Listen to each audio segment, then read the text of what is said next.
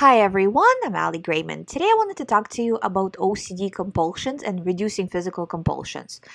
When you're reducing physical compulsions, you need to be honest with yourself and see the whole scope of the picture.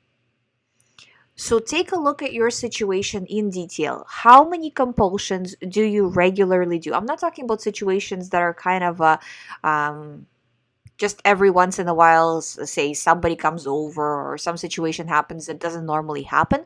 I'm talking about things that happen every single day. Say, for example, stuff that happens in the house.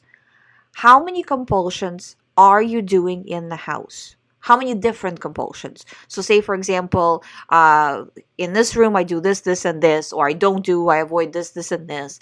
In the other room I do this, and in the kitchen I do that, in the bathroom I do that, right? So that gives you and write it down, and that gives you an overview, the scope of your work that you're gonna have to do.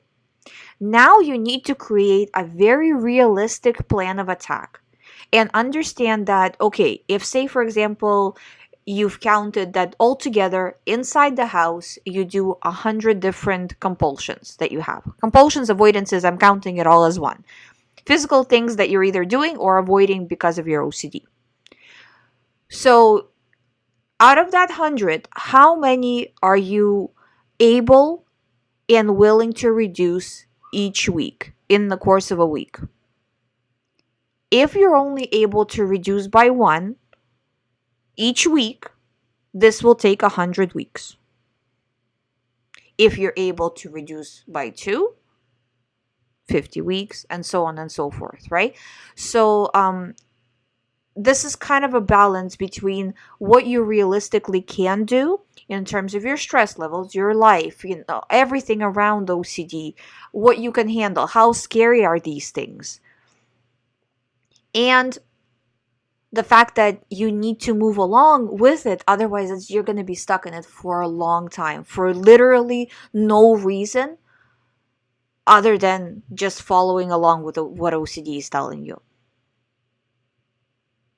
So when it comes to physical compulsions, if you're in a situation where you have a lot of them, realistically looking at the situation and saying, you know what, I need to do this. I need to fix this. And the only way I can fix this is if I start going full force with this. Because if I go little here, a little there, this is going to take forever.